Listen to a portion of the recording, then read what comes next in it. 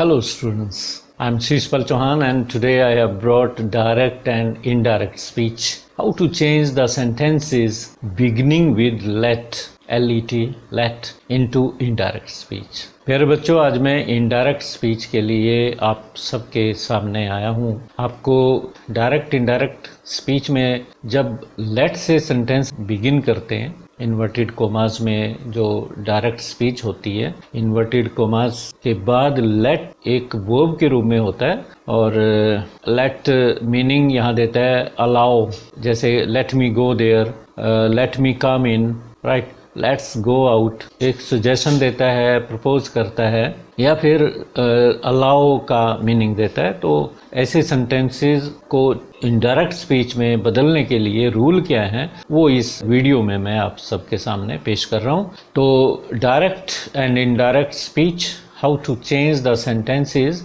Beginning with let, और ये video number 6 है। 5 वीडियोस हमारी ऑलरेडी यहाँ पे हो चुकी हैं, आप उनको भी देख सकते हैं।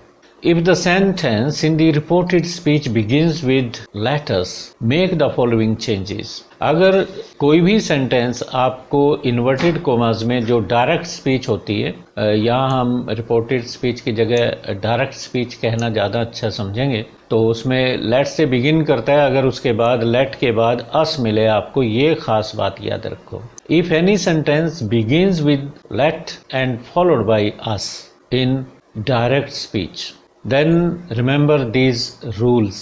To convert that sentence into indirect speech, you will have to follow these rules. First rule is change said or said to in suggested or proposed to.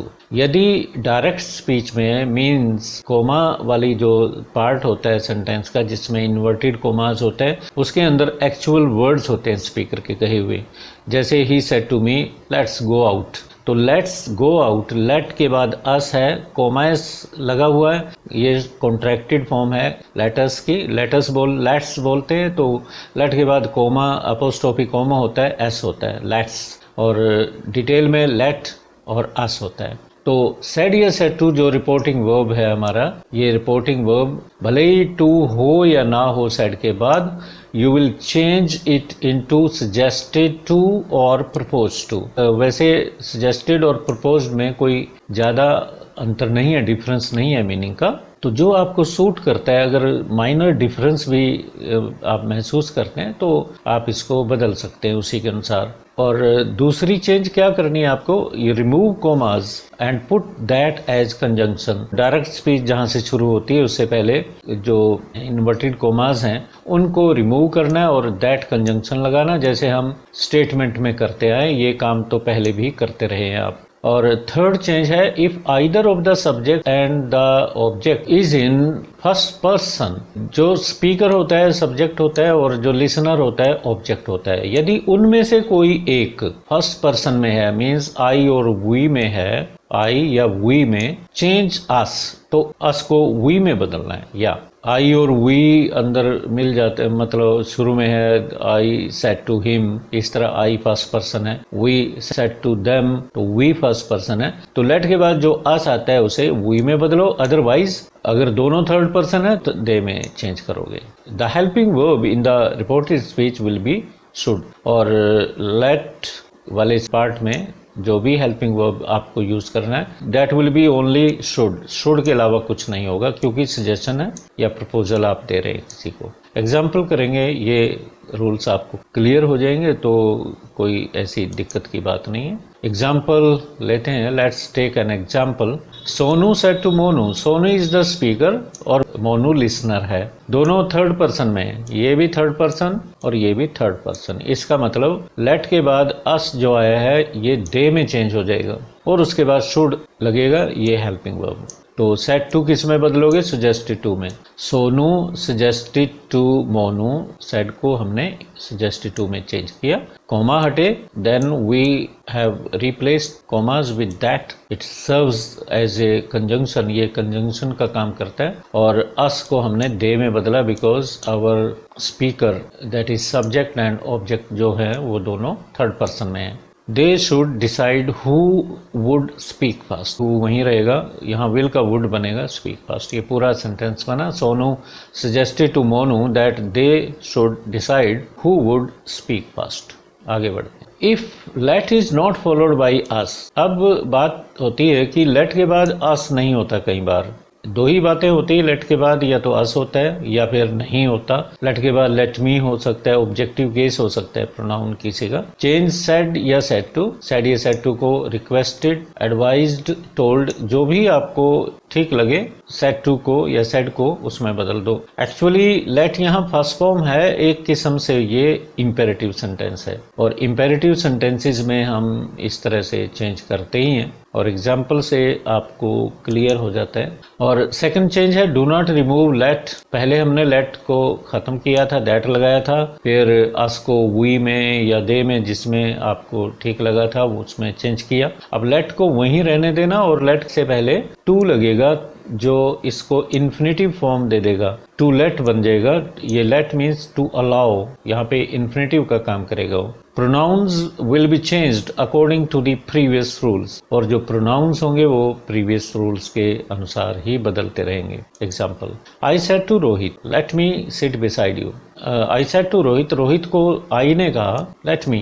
एक किस्म से वो रिक्वेस्ट कर रहा है उसे कि मुझे अपने पास बैठने दो। तो सिंप्लीफाइड लैंग्वेज में हम कहेंगे I requested Rohit to let me क्यों यहाँ हिम क्यों नहीं कहा? क्योंकि ये जो प्रोनाउंस हैं उसी रूल के अनुसार बदलेंगे। जो फर्स्ट पर्सन प्रोनाउन है, this is first person pronoun, will be change according to this subject speaker. Speaker first person में है तो चेंज करना ही नहीं। जब दोनों स्पीकर भी और यहाँ भी सेम पर्सन होते हैं उसी में रखते हैं। तो मी का मी रहा, क्योंकि ये ऑब्जेक्टिव केस आता है। यहाँ पे वो नहीं है कि आप इसको आई बनाओगे। Let me sit beside him. अब यू यहाँ पे सेकंड पर्सन था, it will be changed according to object. Object listener है रोहित, थर्ड पर्सन है, उसके अनुसार हिम आया ऑब्जेक्टिव केस में।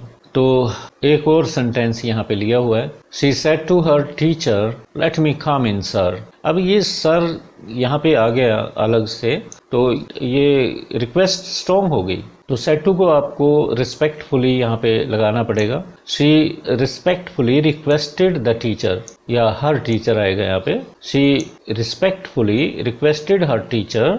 आगे वही चेंज है, कोमाज हटे, टू आया, ये टू यहाँ लगा और लेट वहीं रहेगा, एल स्मॉल हो जाएगा क्योंकि आपने जोड़ दिया इसे, इन्फिनेटिव बन गया to let. Me first person है और ये स्पीकर के अनुसार, तो लेट हार आ जाएगा। जो रूल हमने लेटर्स वालों में कहा था कि अगर इनमें से कोई एक फर्स्ट पर्सन में है, दोनों में से, तो यहाँ पे वी, मुझे पूरी उम्मीद है ये रूल्स आपको समझ आ गए होंगे। तो ध्यान देने वाली बात जो थी वो यही थी। और अब कुछ एक सेंटेंसेस लिए हमें 4-5। Ankit said to you let's go for a walk. अब लेट के बाद अस है, आपको ध्यान रखना है। पहली चेंज क्या करोगे, लेट के बाद अस हो, पहला रूल है। सेड या सेड टू को सजेस्टेड टू में या प्रपोज टू में बदलोगे। आप करिए, Ankit suggested to you, right, Ankit suggested to you. यहाँ पे कोमा हटेंगे और लेट भी खत्म होगा, दैट लगेगा, दैट। यहाँ तक आपने किया, अंकित सजेस्टेड टू यू दैट। अब अस को बदलना है। यहाँ देखिए फर्स्ट पर्सन, ये थर्ड पर्सन है, ये सेकंड पर्सन है। फर्स्ट पर्सन तो कहीं नहीं है, तो इसका मतलब दे आएगा यहाँ, that they should go for a walk. Ankit suggested to you या propose to you that they should go for a walk. Okay. Raman said to Rashi, let's, ये भी us है. This is a contraction of letters. ये letters के बराबर ही है this one. Okay. आप ध्यान रखिए। और let's have a talk on the issue of marriage. अब दोनों, ये भी थर्ड पर्सन, ये भी थर्ड पर्सन, एंड we, ये जो us है यहाँ पे किस में बदलेगा, ये they में बदलेगा। पहली चेंज सेड टू की करिए। रमन सजेस्टेड टू राशि या प्रपोज टू राशि। प्रपोज यहाँ अच्छा नहीं लगता है इसलिए सजेशन आप मानिए।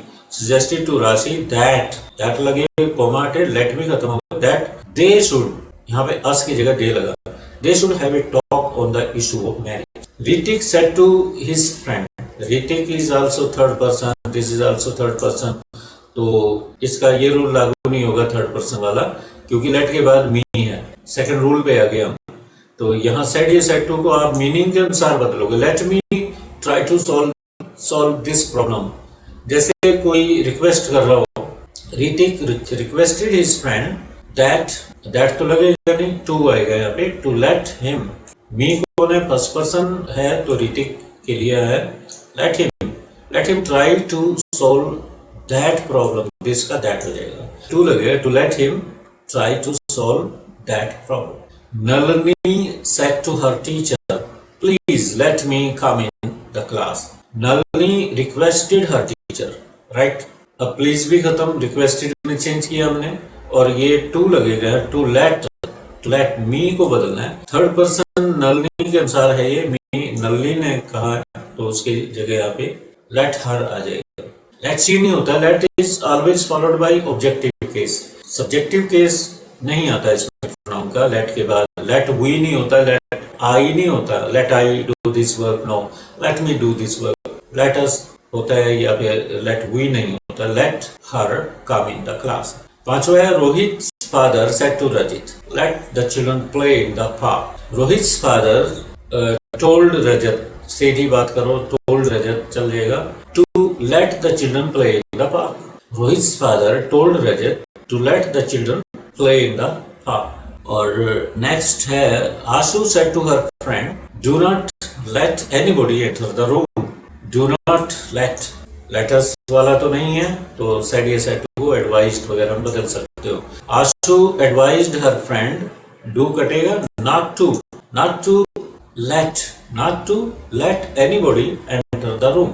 आशु advised her friend not to let anybody enter the room, not to let anybody enter the room. तो प्यारे विद्यार्थियों, ये क्वेश्चन, ये आंसर भी दे दिए मैंने, आप लास्ट में देख सकते हैं इनको, ये सारे आंसर्स हमने यहाँ डिस्कस किए। तो इस तरह से ये डायरेक्ट इनडायरेक्ट स्पीच हमारी खत्म हो जाती है। आगे एडवांस स्टेज में डायलॉग्स को कहीं जो कनेक्टेड स्पीच होती है, कंटिन्यूटी में होती है, उसको इनडायरेक्ट स्पीच में कैसे बदलते हैं वो कभी टाइम लगा तो जरूर बताऊंगा। तो अब किसी और टॉपिक को लेके मैं आऊँगा, चेंज वॉइस वगैरह, तो तब तक के लिए अलविदा, थैंक यू।